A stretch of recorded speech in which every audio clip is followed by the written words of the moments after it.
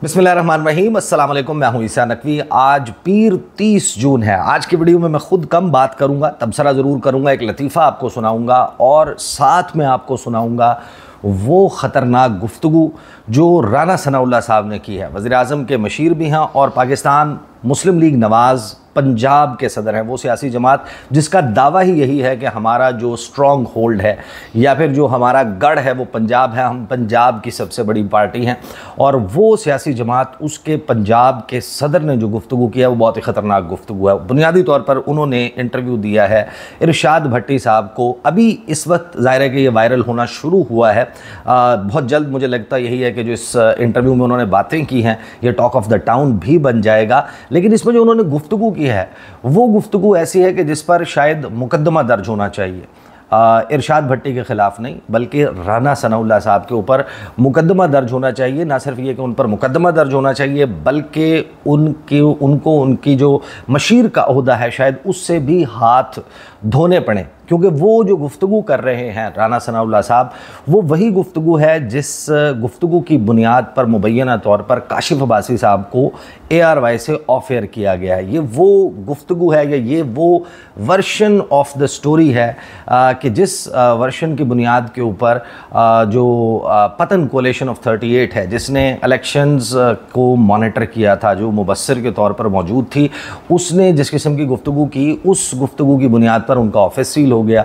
ये वो गुफ्तगू है जिसकी बुनियाद पर शायद या ये वो सोच है जिसकी बुनियाद पर शायद मंसूर अली शाह साहब चीफ़ जस्टिस नहीं बने। ये वो गुफ्तगू है जिसकी वजह से जस्टिस मुनीब अख्तर जो हैं वो सीनियर प्यून जज नहीं है। ये वो गुफ्तगू या ये वो साइड ऑफ द स्टोरी है जो राना सनाउल्लाह साहब जिसके ऊपर गुफ्तगू कर रहे हैं, जिसकी बुनियाद के ऊपर या जिसकी वजह से इलेक्शन एक्ट में बार बार तरमीम लानी पड़ी। ये वो गुफ्तगू है जिसकी वजह से 12 जुलाई का फ़ैसला आया। ये वो गुफ्तगू है जिसकी वजह से 12 जुलाई का मखसूस नशिस्तों का फ़ैसला ओवरटर्न हुआ है उस आइनी बेंच की जानिब से जिसको 26वीं आइनी तरमीम लाकर जो है वो वजूद में लाया गया। यानी कि 26वीं आइनी तरमीम भी इसी सोच, इसी ख़याल और इसी गुफ्तगू की वजह से आई थी। पीका एक्ट इसी वजह से आया था।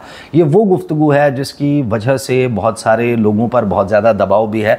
लेकिन यही गुफ्तगू क्यों की जाती है? ये गुफ्तगू इस वजह से की जाती है क्योंकि मुस्लिम लीग नून जो है वो भी ओनरशिप नहीं ले रही। वो भी यानी कि जैसे कहते हैं ना कि झूठ बोला है तो कायम भी रहो उस पर ज़फ़र। आदमी को साहिब किरदार होना चाहिए, तो अगर थोड़ा सा किरदार है तो फिर इस झूठ पर कायम भी रह ले। जब इस झूठ पर ख़ुद मुस्लिम लीग नून कायम नहीं रहेगी, जब राना सनाउल्लाह साहब ही अपनी इस तमाम जो इस वक्त गुज़श्ता 1.5 साल में हो चुका है उसकी ओनरशिप नहीं लेंगे तो फिर कोई और क्यों लेगा? ये वो गुफ्तगू है जिसकी बुनियाद पर आज शायद आपको बहुत सारी चीज़ें जो हैं वो होती हुई नज़र आ रही हैं और 27वीं आइनी तरमीम भी आपको नज़र आई। ये वो गुफ्तगू है या ये वो सवालात हैं जिन सवालात की बुनियाद पर जस्टिस तारिक महमूद जहांगीरी जो हैं उनके ख़िलाफ़ रेफरेंस आ गया कि उनकी डिग्री जाली है। ये वही सवालात हैं या गुफ्तगू है जिनकी वजह से हुकूमत ने इलेक्शन एक्ट में एक और तरमीम की, जस्टिस शकूर पराचा को जो है वो ट्रिब्यूनल लगा दिया। यही वो गुफ्तगू है जिसकी वजह से इस्लामाबाद हाई कोर्ट के बहुत सारे जजेस जो हैं या ये वो सवालात हैं जिनकी बुनियाद पर वो ज़ेर अताब हैं। यही वो गुफ्तगू है जिसकी बुनियाद के ऊपर जो है वो प्रैक्टिस एंड प्रोसीजर एक्ट बार बार लाना पड़ा कि सुप्रीम कोर्ट ऑफ पाकिस्तान में मुकदमात कैसे दर्ज होंगे। ये सारा जो कारगुजारी है, अब राना सनाउल्लाह साहब को कौन समझाए कि अब आपकी हुकूमत कायम हो गई है, अब आपकी हुकूमत ने गिरफ्त मजबूत कर ली है तो आप दोबारा से उन ज़ख्मों को हरा कर रहे हैं। वही गुफ्तगू का आप कर रहे हैं कि जिस गुफ्तगू की बुनियाद पर ये सारा बखेड़ा आपको फैला हुआ नज़र आता है। मैं आपको 4 से 5 बुनियादी जो है वो क्लिप्स उस इंटरव्यू में जो 2 घंटे 7 मिनट 2 घंटे 12 मिनट और 7 सेकंड बड़े तवील दौरानिया का इंटरव्यू, और ये भी उसका पहला हिस्सा है। इसका दूसरा हिस्सा जो है वो 2 जुलाई को आना है। और राना सनाउल्लाह साहब ने जो इसमें गुफ्तगू किया, बहुत सारे ऐसे मौज़ूआत हैं जिन पर मैं आने वाली वीडियोज़ में भी बात करूँगा। लेकिन बेसिकली जो है वो राना सनाउल्लाह साहब जो फरमा रहे हैं, मैं आपको एक लतीफ़ा सुना देता हूँ तो आपको अंदाज़ा हो जाएगा कि राना सनाउल्लाह साहब ने बात क्या की है। कि एक ना बड़ा नालायक स्टूडेंट था और ज़ाहिर है कि स्टूडेंट तो था, पेपर देने थे, पेपर दिए। पेपर होने के बाद जब रिज़ल्ट आना था, रिज़ल्ट लेकर घर पहुंचा तो उसके अब्बा जी ने कहा कि हाँ जी की बढ़िया रिज़ल्ट था। तो उसने कहा कि अब्बा जी डॉक्टर साहब का मुंडा फेल है। तो अब्बा जी ने कहा कि मैं पूछ रहा तेरे रिजल्ट दा की बनया। उसने कहा कि अब्बा जी इंजीनियर साहब दा मुंडा भी फेल है।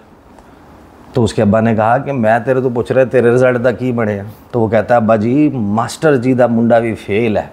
तो फिर उसके अब्बा ने ज़रा डांट के ना सख्त लहजे में कहा और मैं पूछ रहे हैं तेरे रिजल्ट दा की बनया। तो उसने कहा कि अब्बा जी तुसी केड़ा लामा इकबाल हो, तुहाडा मुंडा भी फेल है।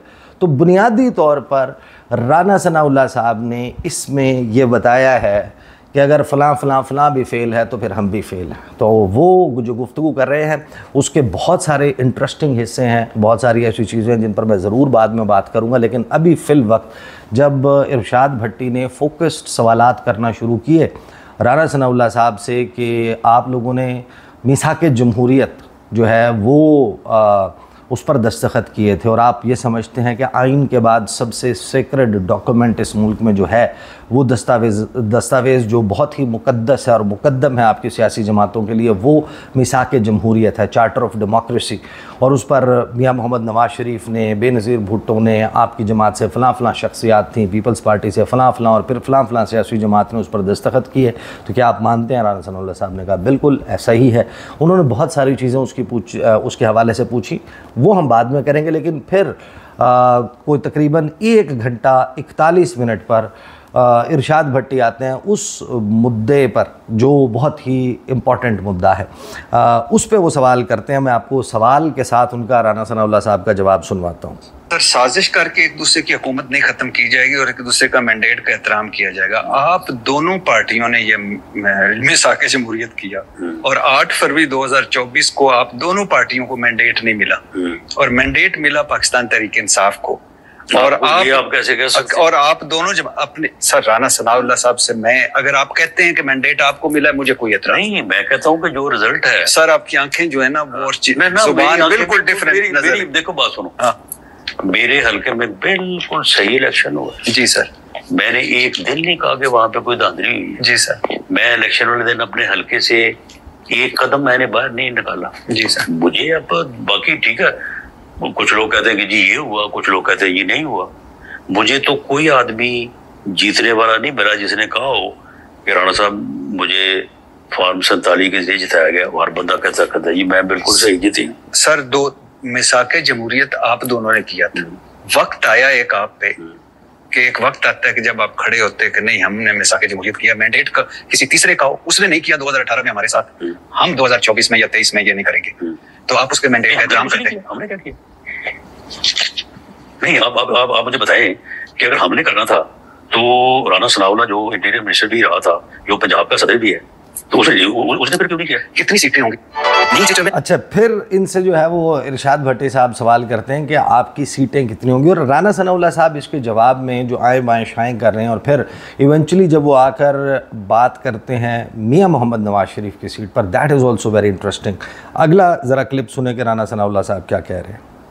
कितनी सीटें होंगी सर आपकी मुस्लिम लीग की इस जनरल इलेक्शन में? देखिए मामला ये है कि जब 2018 के बाद हम ये अर्ज करते थे कि जी RTS बढ़ा के हमारी 45 सीटें उठा के इनको दे के इनकी हुकूमत बनवा दी गई है, तो आप लोग ये फरमाते थे रोज बैठ के टीवी पे शाम को, भाई झूठे ये बातें करते हैं, अब हुकूमत बन गई है, इलेक्शन ट्रिब्यूनल है, अदालत है, जाए वहां पे जाके साबित करें। तो आपको बदला दे रहे हैं। और इमरान खान साहब कहते थे कि देखें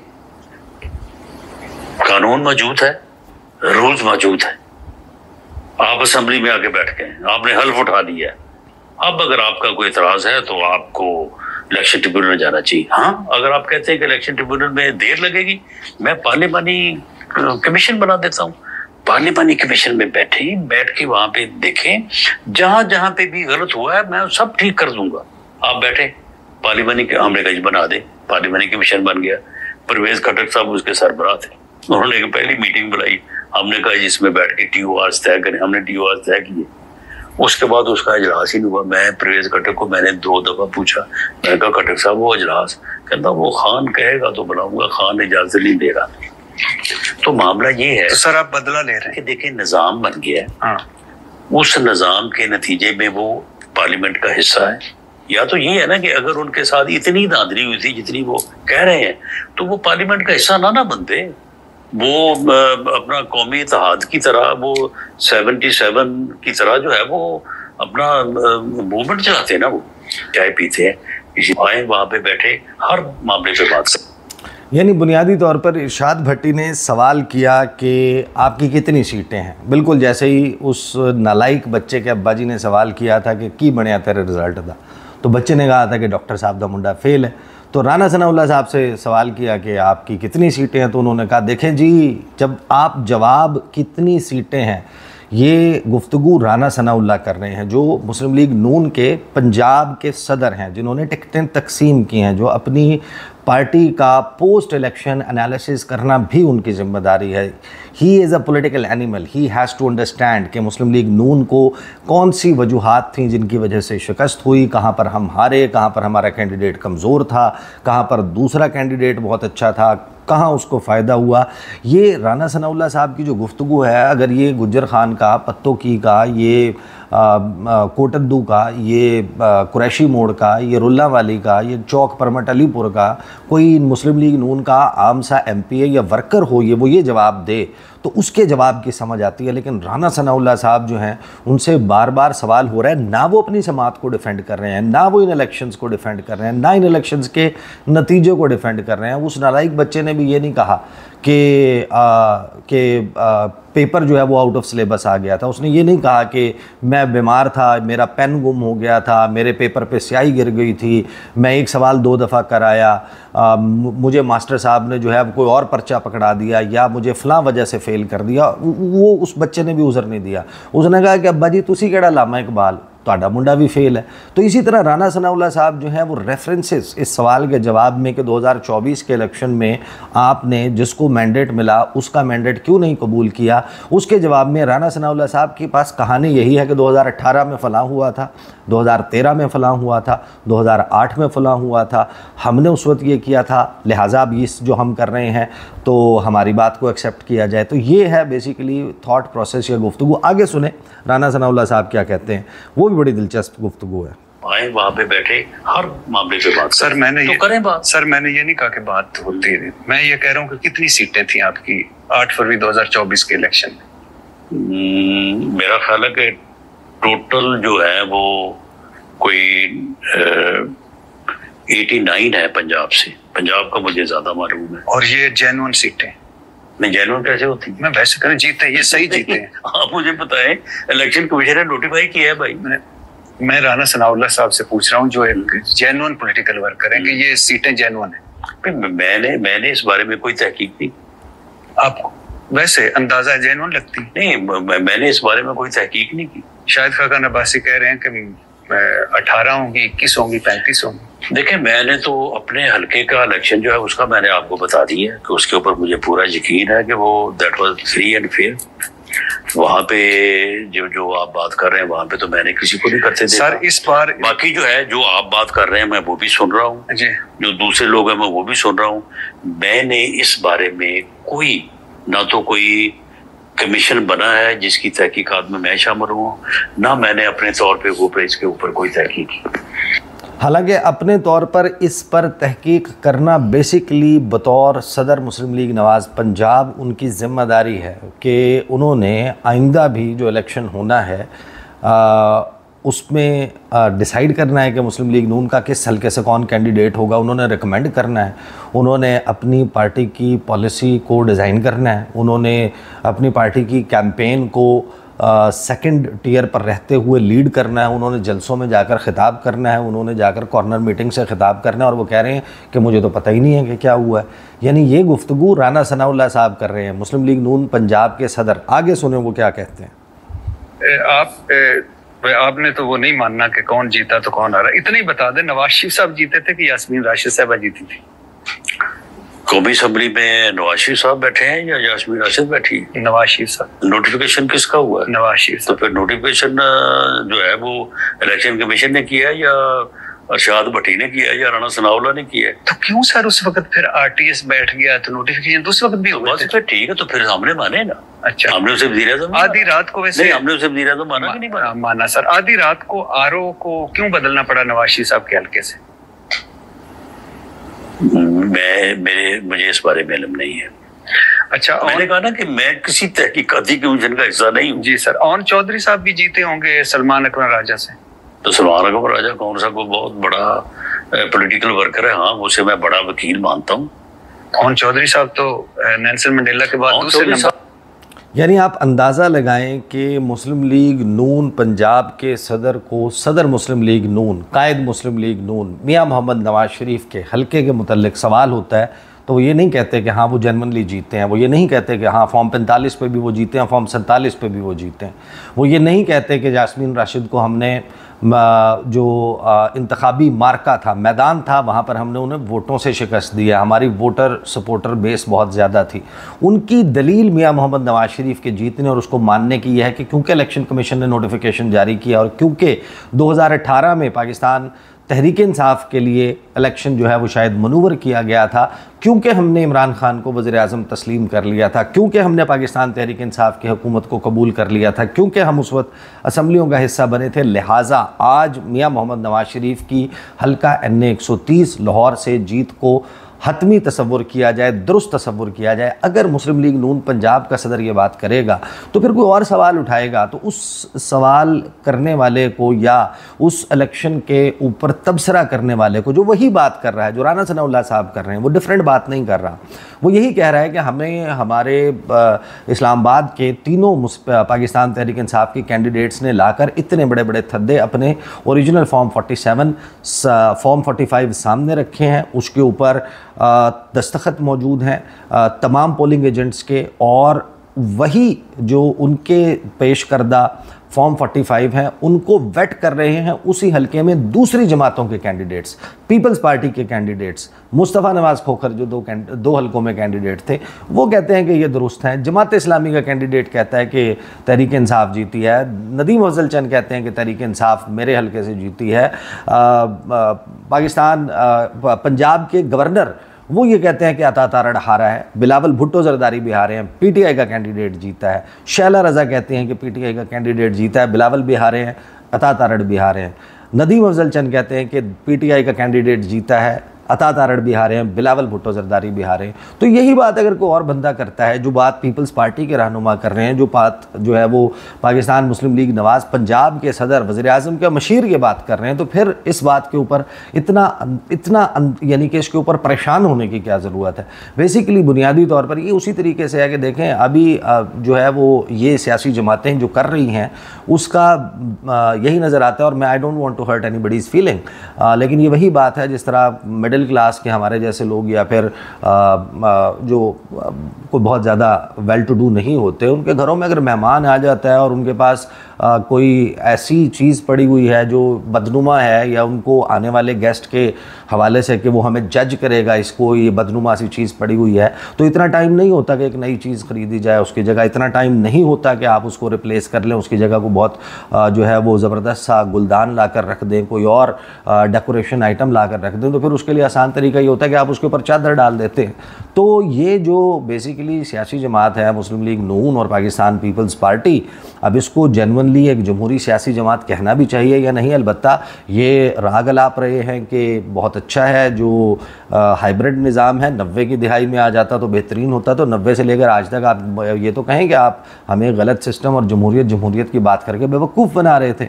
ये वो सियासी जमातें हैं जो इस वक्त बेसिकली उस इलेक्शन के बदनुमा जो इलेक्शन है उसके ऊपर चादर डाल रहे हैं कि बस ये चादर डल गई है, इसको ज़रा इसकी तरफ नज़र ना दौड़ाओ, ये बस अब कबूल कर लो। यही वो सवाल है बुनियादी के 5 साल में एक मरतबा पाकिस्तान के अवाम को झूठा सच्चा ये मौका मिलता है कि आप इलेक्शन में जाएं, वो 18 को 20 कर दें, 19 को 20 कर दें। यहाँ पर तो सवाल ये है कि आपने कोई कहीं पे 4 को 20 किया हुआ है, कहीं पर 8 को 20 किया हुआ है, कहीं पर 10 को 20 किया हुआ है, और ये हमारी गुफ्तगू नहीं है, ये वो गुफ्तगू है जो पाकिस्तान मुस्लिम लीग नवाज़ के लोग ऑफ कैमरा करते हैं, पीपल्स पार्टी के लोग ऑन कैमरा करते हैं, और आज राना सनाउल्लाह भी ऑन कैमरा कर रहे हैं, और फिर उनसे सवाल करते हैं इरशाद भट्टी कि आपको ये यकीन था पाकिस्तान तहरीक इंसाफ इतने वोट ले लेगी, तहरीक इंसाफ जीत जाएगी। अगरचे मैं राना सनाउल्लाह साहब का ये जो अंदाज़ा है अक्टूबर तक का, कि अक्टूबर तक हमारा ये आइडिया था जब नवाज़ शरीफ आए कि हम इलेक्शन जीत जाएंगे, हम तो उससे कतन एग्री नहीं करते। हम उस वक्त भी ऑन ग्राउंड रहते हुए रियलिटी बता रहे थे कि इस वक्त पाकिस्तान के अवाम का जो इस वक्त पल्स है वो क्या बताती है। जो शहबाज शरीफ साहब का PDM सीज़न 1 है और उसके बाद जो एक लिंगर ऑन होने वाली जो काकड़ साहब की हुकूमत थी, निगरान हुकूमत थी, और मोहसिन नकवी साहब का, उसमें ये तय हो चुकी थी चीज़ें। पाकिस्तान के अवाम का ये जहन बना लिया था, अच्छा या बुरा, पाकिस्तान तहरीक इंसाफ जैसी भी है वो बहुत बुरी होगी, लेकिन उन्होंने ये तय कर लिया था और उन्होंने निकल के वोट डाला पाकिस्तान तहरीक इंसाफ को। ये आखिर में सुन लें राना सनाउल्लाह साहब का, उस पर क्या तज्जिया। जो गेम है इनके मुताबिक चल रहा है, बात खत्म हो जाती। वैसे आपको उम्मीद थी कि पीटीआई को इतने वोट पड़ जाएंगे, और उस वक्त जब उनसे इंतखाबी निशान बल्ला भी ले लिया गया था? नहीं, वो पीटीआई जो है इसका इलेक्शन बना है आखिरी 1 महीने में,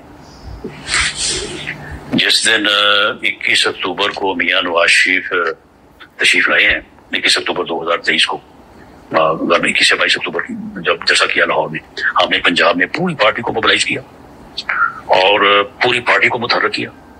उस वक्त उस दिन हम अक्सरियत में थे और हम इलेक्शन जीत रहे थे। इलेक्शन हम जो आखिरी 1.5 महीने की 40-45 दिन की कैंपेन चली है ना, उसमें हम हारे हैं, यानी जहां जहां पे भी हारे हैं, या अर्बन एरियाज में हमें ज्यादा फर्क पड़ा है। यानी आप अंदाज़ा लगाएं कि राना सनाउल्लाह साहब तस्लीम कर रहे हैं कि हमें कहाँ कहाँ कैसे कैसे फ़र्क पड़ा है। ये वो इलेक्शन है, हैरान कुन इलेक्शन है कि जिसको पाकिस्तान तहरीक इंसाफ कह रही है कि इलेक्शन में धांधली हुई है। मिफ्ता इस्माइल, शाहिद खान अब्बासी और ये जो धड़ा है, ये जो ग्रुप है, ये कह रहा है कि इलेक्शन में धांधली हुई है। सहाफ़ी कह रहे हैं धांधली हुई है, मुबस्सिरीन कह रहे हैं धांधली हुई है, जो JUIF है वो कह रही है धांधली हुई है, पीपल्स पार्टी कह रही है कि ये धांधली हुई है। और उसके बाद अब पाकिस्तान मुस्लिम लीग नवाज़ कह रही है कि 2024 की क्या बात करते, 2018 में भी तो हुई थी, 2013 में भी तो हुई थी, 2008 में भी तो हुई थी। यानी ये उज़्र है उनका कि अब भी हुई है तो ठीक है, फिर हुई है, और क्योंकि हमने तस्लीम कर लिया था 2018 को, so they are not defending. That's why this thing remains कि आप बेशक इस वक्त चादर डाल दें इसके ऊपर और चादर डाल कर रखें, लोगों की नज़र से आप इसको ओझल कर दें, बट द फैक्ट रिमेन्स कि पाकिस्तान में जो इलेक्शन हुए थे वो कैसे हुए थे। और ये गुफ्तगू राना सनाउल्लाह साहब की बाद में काशिफ अब्बासी या किसी और की तरफ तक डालें, पहले तो राना सनाउल्लाह साहब को कन्विंस करें।